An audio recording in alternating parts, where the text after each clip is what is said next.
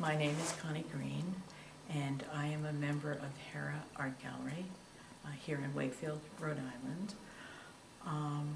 And I started photographing farmers, new farmers, because I am so thrilled to find that there are new farmers starting to grow food in South County. I want to buy local food produced by local farmers because I believe it's healthier and it's more chemical-free. And if I wonder what's in my food, I can ask my local farmer and he or she will tell me. Unlike food grown by big agriculture, I'm sorry I have to be political here, but that I know is grown with pesticides, herbicides, sewage sludge, GMOs. I can't ask big ag what's in my food. And if I did ask them, I don't think they'd tell me. Now, meat production, meat animals are given antibiotics and hormones and are grown in, inhumane conditions. And I don't want anything to do with any of that food. So I'm thrilled to buy local food.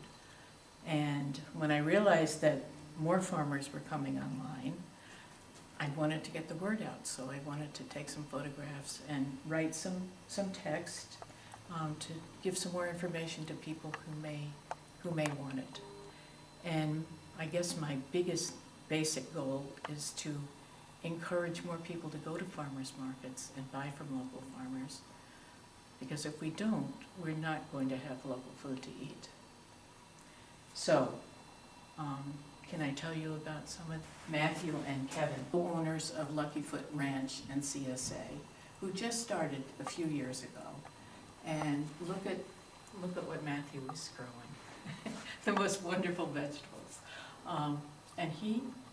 This was at the Wakefield Farmers Market, I believe, which is a farmers market that just started last summer. But Matthew CSA is so wonderful that I can't resist. I'll still go to markets, but his CSA is very flexible, so you get vouchers and you can go to any of the 7 markets where he sells his food. And you can use as many or as few over the season, so you can buy exactly what you want.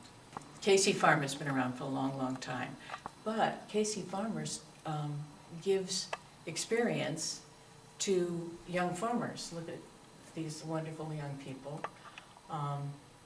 And Matthew KC Farm is certified organic, so they get experience in growing food as chemical-free as possible. So here's a young woman who has a BA in philosophy from URI, very interested in food, and she's been their assistant manager for 2 years, and that means basically she does everything and is in charge of everything and leads everything in terms of the production of food there.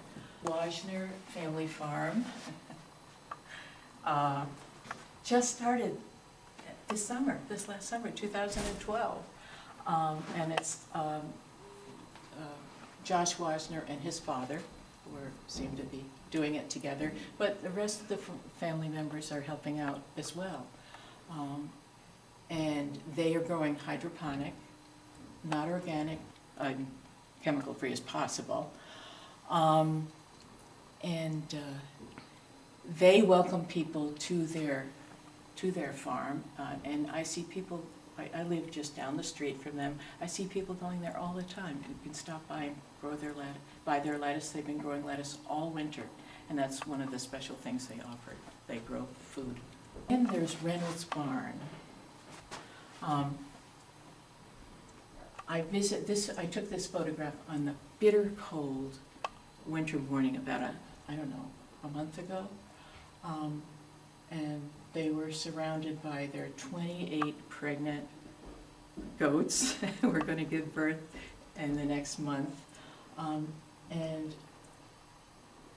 Mostly I photographed produce farmers, but I feel this is such a good product, this goat milk cheese. It provides an alternative to cow milk cheese, and is, in some ways it seems that it's even healthier and These may be easier to digest for some people, so I think it's really an important product, not a vegetable, but an important product. Matunic Oyster Bar Farm. This is a new vegetable farm started by Perry Razzo with Peter Rundlett, who is a well-known young farmer in the area. And Perry Razzo started Matunic Shellfish Farm, Matunic Oyster Bar, and now he's growing his own vegetables. And it's just an example of an expansion of things that farmers can do in South County if we give them support and if we understand how important it is to buy the products that they grow for us. Before I started the photography project of young farmers, I was working in oil pastel, and I was interested in local meat producers, especially those who grow heritage meat like these red Devons. So I've learned my cows a little bit. And Don Minto struck me as,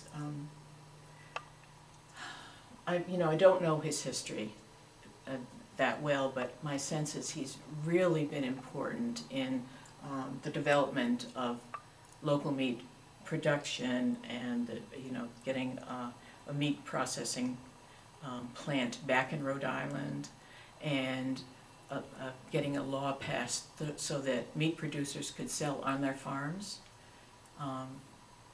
And without those things, it was pretty impossible for meat producers to actually to continue to do it, to sell meat.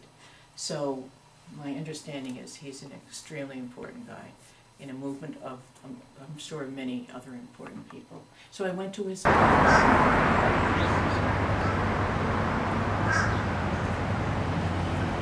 not right to talk about him without talking about her.